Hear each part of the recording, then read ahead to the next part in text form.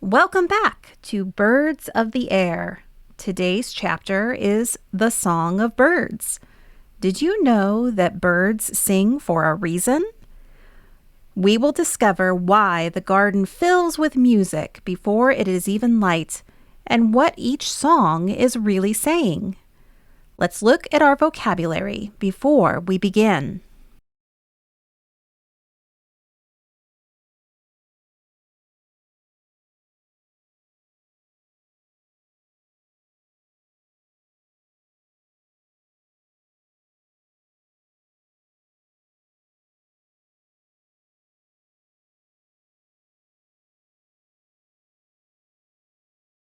Birds sing when they are happy, and cry out when they are frightened, just as children do. Only they have songs and cries of their own. You can always tell when the little songbirds are happy, for each one trills out his joyous notes as he sits on a branch of a tree or the top of a hedge. In the early morning of the spring, you will hear singing in the garden almost before it is light.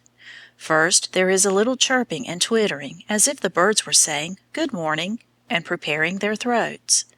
Then as the sun rises, there comes a burst of song. Robins, thrushes, blackbirds, chaffinches, and wrens whistle away merrily, and many other little birds join in. While they are all singing together, it is not easy to tell one song from another, though the thrush sings loudest and clearest of all. Then they fly away to their breakfast, and as the day goes on, you hear one or two at a time. So you can listen to the notes of each song, and if you go near very quietly, you can see the throat of the bird swelling and quivering as he works the little voice cords inside, which make the notes. It is not easy to write down what a bird sings, for it is like whistling. There are no words in it. But people often try to imitate their songs in words. Listen to the thrush. You can fancy he says, "Cherry tree, cherry tree, cherry tree," 3 times. Then, after some other notes, he sings, hurry up, and go it, go it. For the thrush has a great many notes.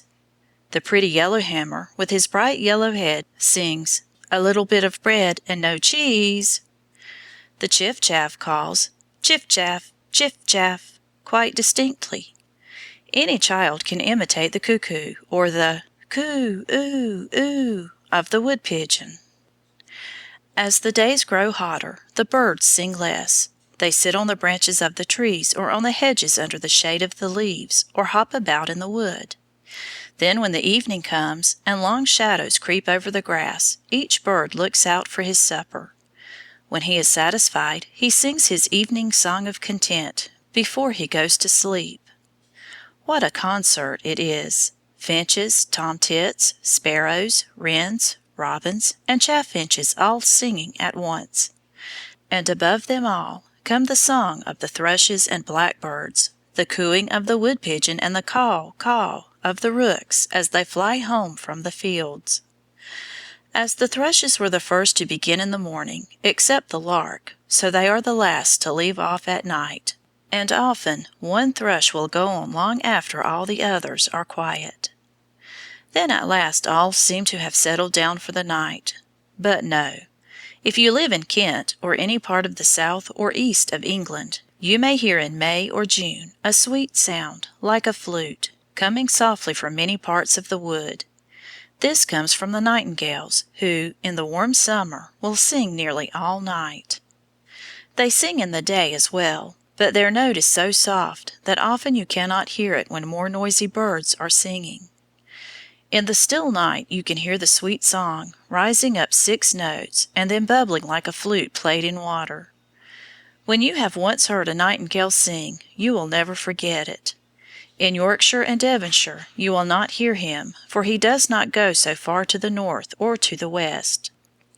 Birds sing most in the spring, for then they are making their nest, and the father bird sings to the mother while she is building, and when she is sitting on the eggs. You may often find out where a robin's nest is hidden by seeing the cock-robin sitting on a branch singing to his mate. Most people, too, have seen the wood-pigeon puffing out his throat and cooing and bowing to the mother bird on her nest, for pigeons make love all the year round.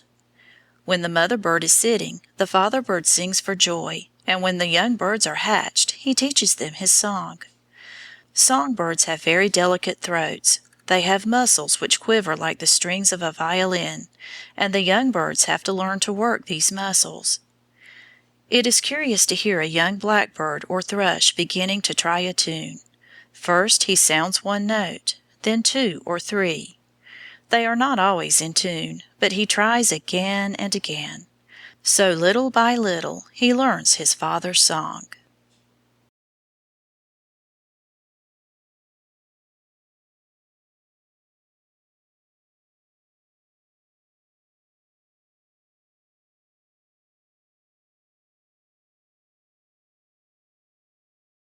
Now you know that every song means something.